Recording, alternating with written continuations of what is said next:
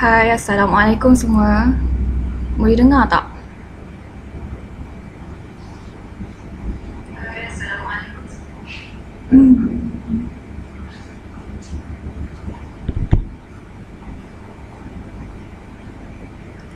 Tak ada komen pun. Dengar tak suara?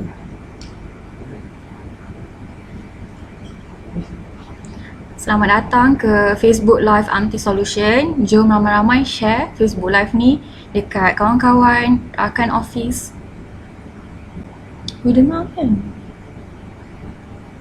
Boleh dengar kan?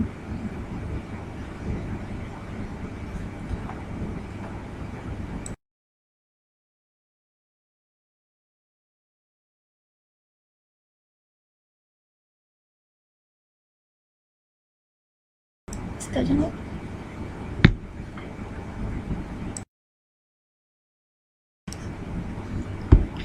Okey, berjumpa lagi kita di Facebook Live Anti Solution. Saya Fatin Afika dari tim teknikal. Apa khabar semua? Salam jemaat saya ucapkan dan harap semua masih bertenaga petang-petang ni kan. Ke korang dah fikir nak berbuka apa kejap lagi?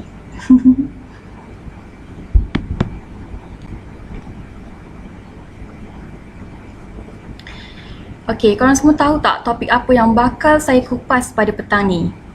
Saya akan berkongsi tentang data breach. Mungkin ada yang pernah dengar atau ada yang tak.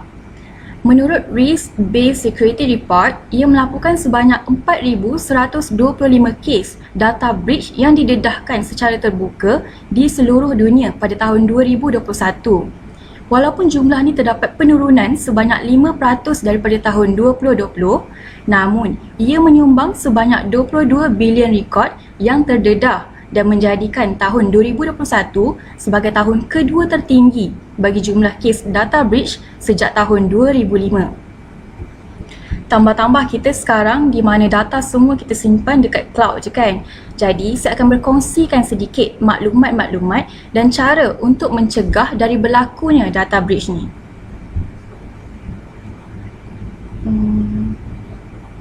Tak kat slide ke?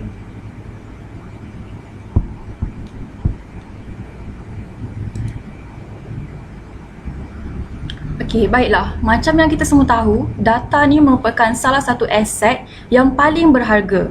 Ia mengandungi maklumat-maklumat peribadi kita sendiri sebagai contoh nama, alamat, nombor bank account dan sebagainya. Data breach atau dalam bahasa Melayunya pelanggaran data merupakan satu kejadian yang melibatkan seseorang untuk melihat, mengakses atau mendapatkan data tanpa izin atau secara haram oleh individu yang tidak bertanggungjawab. Ia juga merupakan satu pelanggaran keselamatan atau kita panggil sebagai security violation yang direka untuk mencuri atau memuat naik data ke tempat lain yang tak selamat atau tak sah. Sebagai contoh, dark web lah kan, tempat diorang ni jual balik data-data kita.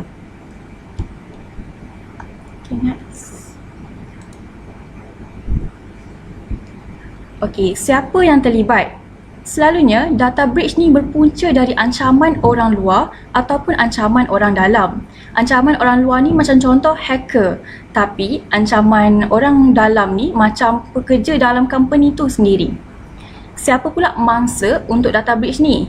Sesiapa saja boleh terlibat dan menghadapi risiko data breach daripada individu kepada perusahaan tinggi dan juga pihak kerajaan. Lebih penting lagi, sesiapa saja boleh membahayakan orang lain jika mereka tidak dilindungi.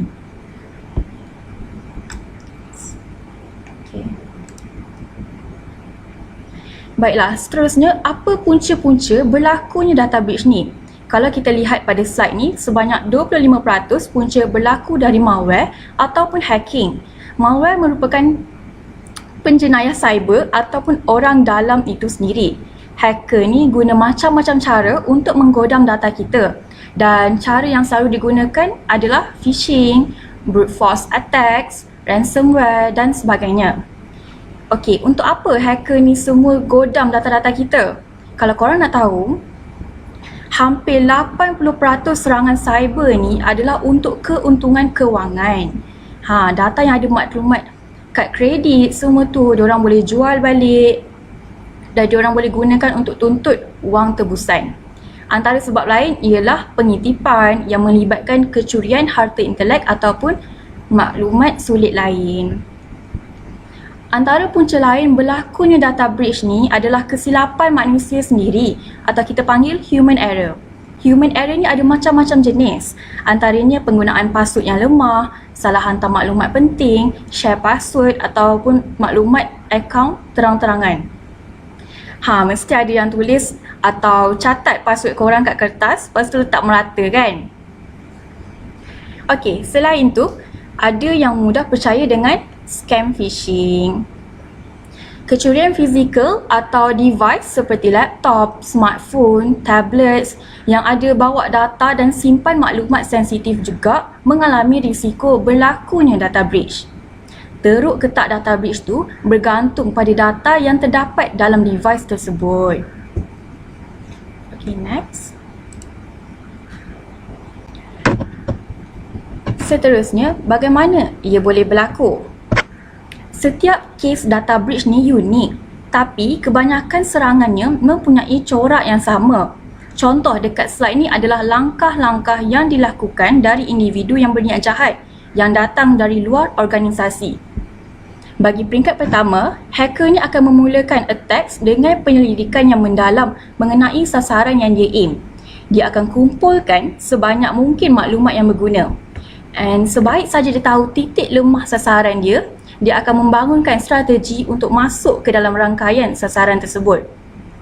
Pada peringkat seterusnya, hacker akan mula mencipta entry point untuk masuk. Alat dan teknik yang digunakan oleh hacker bergantung pada maklumat yang dikumpulkan pada langkah pertama tadi. Seterusnya, hacker akan mula mewujudkan jejak. Dan apabila hacker dah ada entry point, dia akan capai aim untuk kumpul maklumat tambahan tentang mangsa dan bergerak melalui rangkaian atau network untuk mencari data.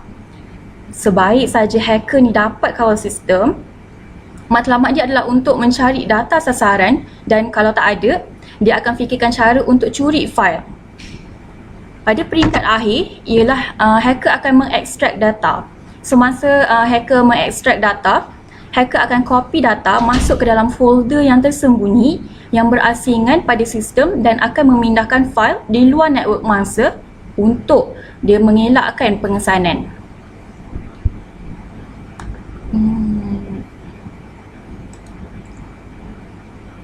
Okey, seterusnya, apa yang kita perlu lakukan jika kita terdedah dengan data breach? Yang pertama, anda harus menukar semua password untuk setiap akaun, menghubungi pihak bank dan beritahu mereka yang anda telah menjadi mangsa data breach dan minta mereka semak jika ada sebarang aktiviti penipuan. Seterusnya, kemaskini software untuk menyokong potensi kelemahan software tersebut dan juga cuba untuk menjadi proaktif untuk belajar tentang potensi ancaman dan cara mengesan tanda-tanda aktiviti yang mencurigakan.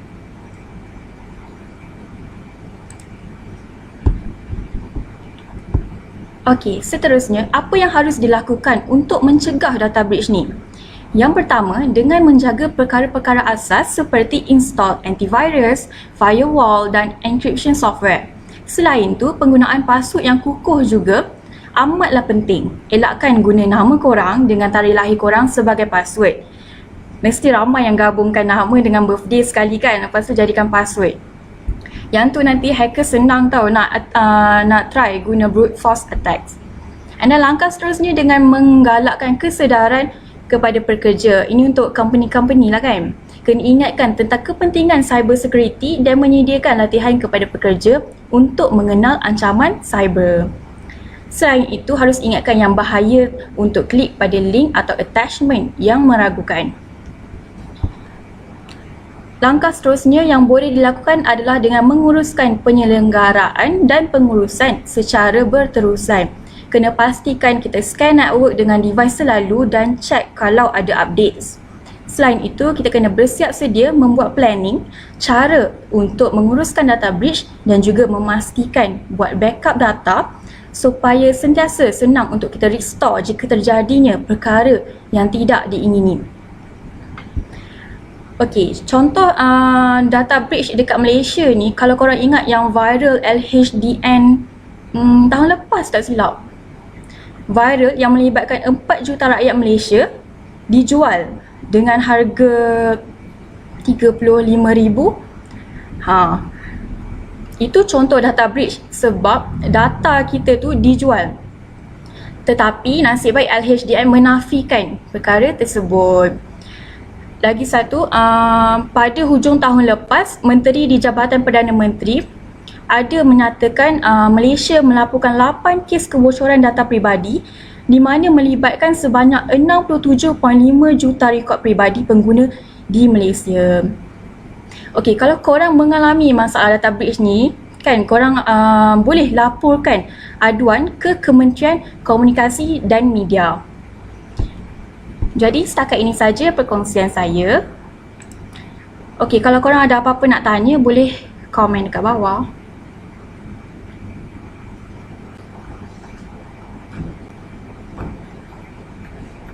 Tak nampak komen.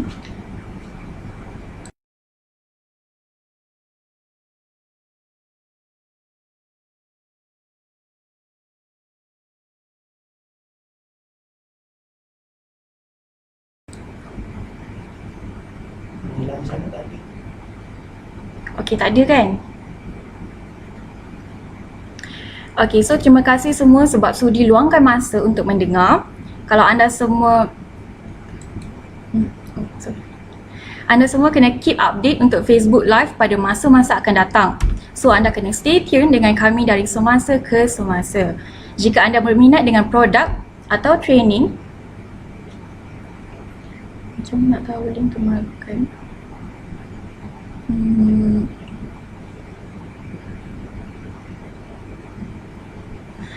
Okey. Jika anda berminat dengan produk atau training yang ditawarkan di Amti Solution, anda semua boleh terus call di nombor yang tertera di skrin atau kontak media sosial kami. Semuanya di Amti Solution. Jangan lupa like dan follow akaun Facebook, Instagram dan website Amti Solution. Dan jangan lupa join Facebook Live Amti Solution pada minggu depan dengan topik yang lebih menarik.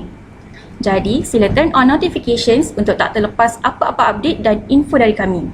Terima kasih semua dan Assalamualaikum.